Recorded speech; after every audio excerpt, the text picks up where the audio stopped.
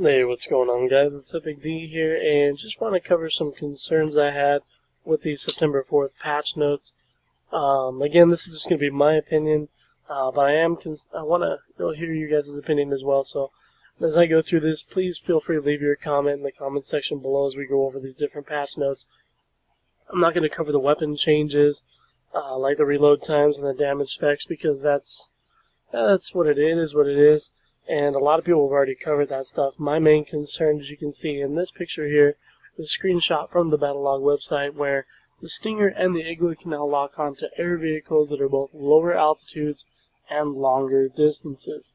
So, they nerfed it not very long ago to reduce the range, and then they finally fixed the below radar on vehicles so that, when you flew close to the ground, they weren't able to lock onto you.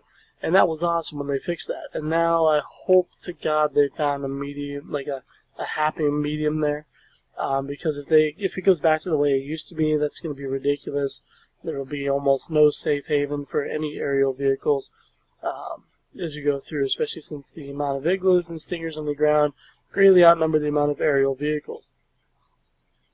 Also, next big patch is the removal of the flares from the gunner position in helicopters. Apparently, with the right combination of unlocks, an attack helicopter could be effectively invulnerable to lock-on missiles.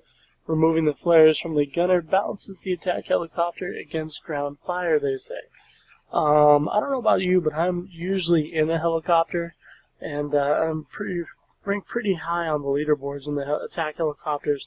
And I can tell you that even as a gunner with as a pilot with ECM jammer and having a gunner with flares, you still get hit by missiles. It doesn't matter if it's from another jet, a helicopter, an igla.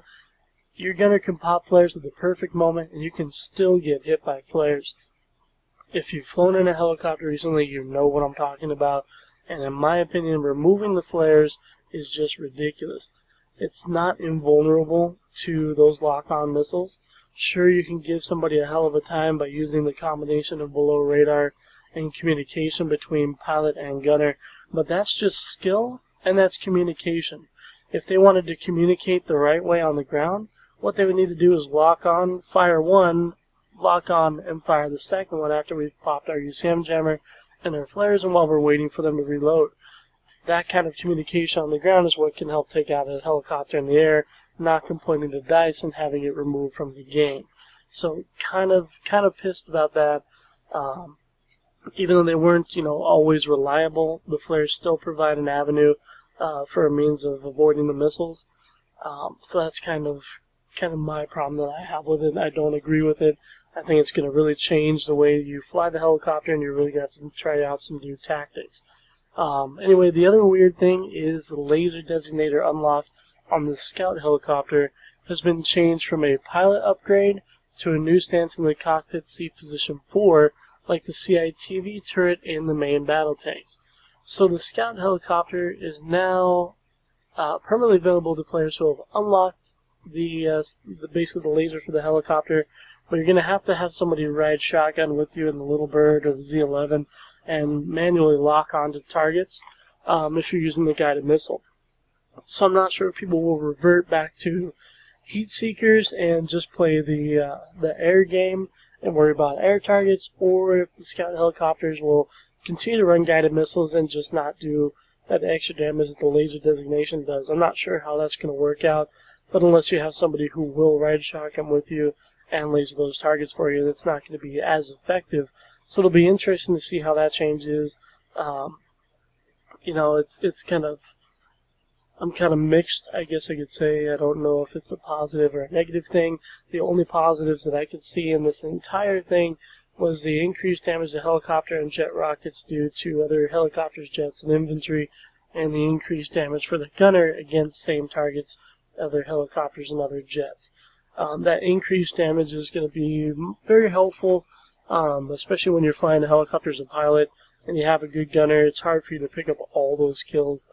Usually the gunner can pick up those kills a lot easier, which is, makes sense. They're the helicopter gunner and the other person's the pilot, but it has that rocket. So it kind of can get frustrating when, you're 3-0 and your pilot or your gunner is, 21-0 and grabbing all your kills.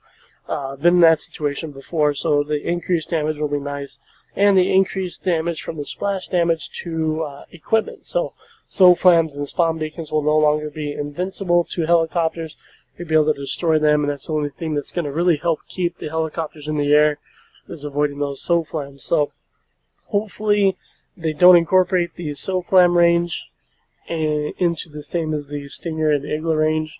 If they increase the SOFLAM range, I think that would be extremely overpowered, extremely obnoxious, flying the air vehicles and having that beep go off the entire time. So anyways, guys, again, I'm very interested to see what other people's takes on these patch notes are. Please leave your comment in the comment section below. Let me know what you think, and I'll try and reply back to as many people as I can. As always, guys, rate, comment, and subscribe, and I'll catch you guys later. Peace.